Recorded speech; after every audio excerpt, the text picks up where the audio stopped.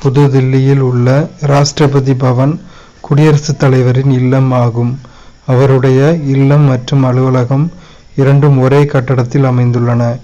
இருந்த போதிலும் அவருக்கு இருப்பிடத்துடன் கூடிய அலுவலகங்கள் மேலும் 2 இடங்களில் உள்ளன. அங்கு வருடத்திற்கு ஒருமுறை சென்று தன்னுடைய அலுவலக பணிகளை அவர் மேற்கொள்கிறார். அவைகள் சிம்லாவில் உள்ள ரிட்ரீட் கட்டடம் மற்றும் ஹைதராபாத்தில் உள்ள ராஷ்டிரபதி நிலையம் ஆகும். இவைகளில் ஒன்று வடக்கிலும் மற்றொன்று தெற்கிலும் அமைந்துள்ளது. இது நாட்டின் ஒற்றுமையையும் மக்களின் பல்வேறுபட்ட கலாச்சாரத்தின் ஒற்றுமையையும் பறைசாற்றுகின்றது.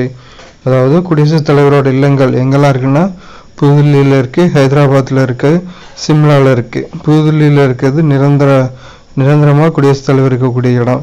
இல்லம் மற்றும் அலுவலகம் 2 ஒரே கட்டிடத்தில் இருக்கு. அதோட பேரு ராஷ்டிரபதி பவன். வடக்குல சிம்லாவில் இருக்கிற கட்டிடத்தோட பேரு ரிட்ரீட் கட்டடம். அங்கேயும் குடியரசுத் தலைவர் வருஷத்துக்கு ஒரு முறை சென்று தன்னுடைய பணிகளை மேற்கொள்கிறார். அதே மாதிரி ஹைதராபாத்தில் தெற்குல இருக்கிற குடியரசுத் தலைவரோட இல்லத்தோட பேரு ராஷ்டிரபதி நிலையம்.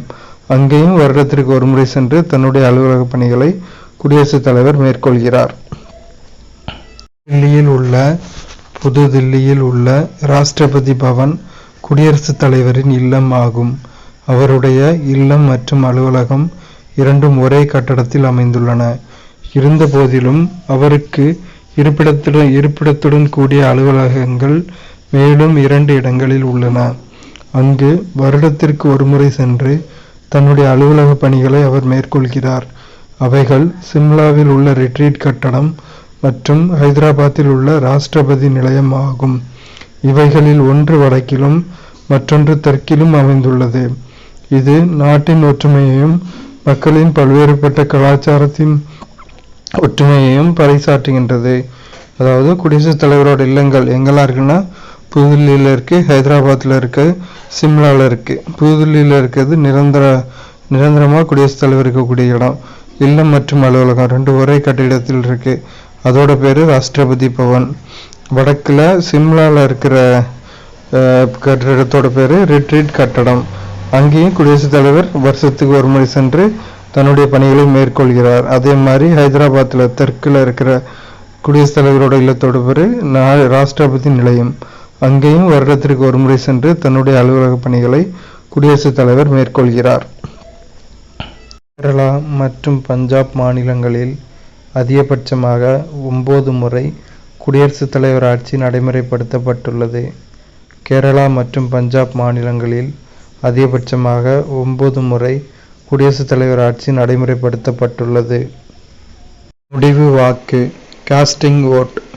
மாநிலங்களவையில் சட்ட மசோதாவின் மீது நடைபெற்ற வாக்கெடுப்பு சமநிலையில் இருக்கும் பட்சத்தில் அரசியலமைப்பு சட்டப்பிரிவு 100 படி துணை குடியரசுத் தலைவர் வாக்களிக்கலாம். இது சட்ட மசோதாவின் ஒப்புதலுக்கு 1 வாக்கு மட்டுமே தேவை என்ற நிலையை குறிக்கிறது.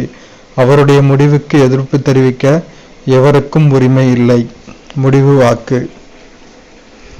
நிதி மசோதா.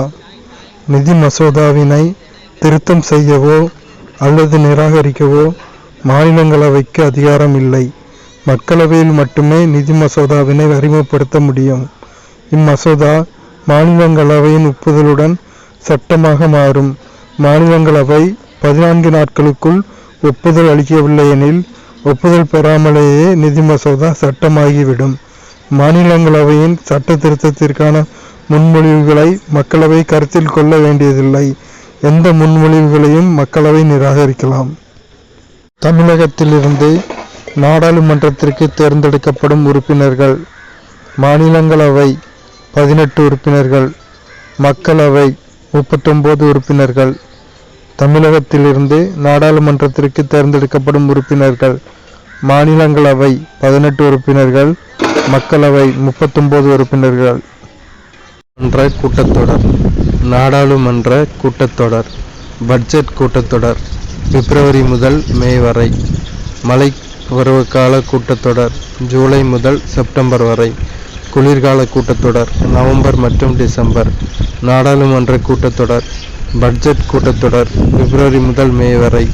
மழை பருவகால கூட்டத்தொடர் ஜூலை முதல் செப்டம்பர் வரை. குளிர்கால கூட்டத்தொடர் நவம்பர் மற்றும் டிசம்பர்.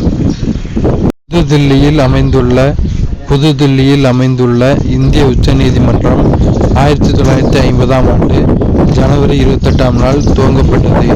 இது 1935ஆம் ஆண்டு இந்திய அரசு சட்டத்தின் கீழ் நிறுவப்பட்ட கூட்டாட்சி நீதிமன்றத்தை தொடர்ந்து உருவாக்கப்பட்டது. புதுதில்லியில் அமைந்துள்ள இந்திய உச்சநீதிமன்றம் 1950ஆம் ஆண்டு ஜனவரி 28ஆம் நாள் துவங்கப்பட்டது. இது 1935ஆம் ஆண்டு இந்திய அரசு சட்டத்தின் கீழ் நிறுவப்பட்ட கூட்டாட்சி நீதிமன்றத்தை தொடர்ந்து உருவாக்கப்பட்டது. அரசாங்கம் நடுவண் அரசாங்கம் 3 அங்கங்களை கொண்டது. அவைகள் நிர்வாகம், சட்டமன்றம், நீதித்துறை ஆகியன. குடியரசுத் தலைவர் பிரதம அமைச்சர் மற்றும் இதர அமைச்சர்களையும் நியமிக்கிறார். இந்திய நாடாளுமன்றம் 3 பகுதிகளை கொண்டது. அவைகள் குடியரசுத் தலைவர், மாநிலங்களவை ராஜ்யசபா மற்றும் மக்களவை லோக்சபா. இந்திய அரசின் தலைமை வழக்குரைஞர் நாட்டின் உயர்ந்த சட்ட அதிகாரி ஆவார். அவர் குடியரசுத் தலைவரால் நியமனம் செய்யப்படுகிறார். இந்திய அரசியலமைப்பு சட்டத்தின் பாதுகாவலனாக உச்சநீதிமன்றம் விளங்குகிறது. உச்சநீதிமன்ற தலைமை நீதிபதியை குடியரசுத் தலைவர் நியமிக்கிறார்.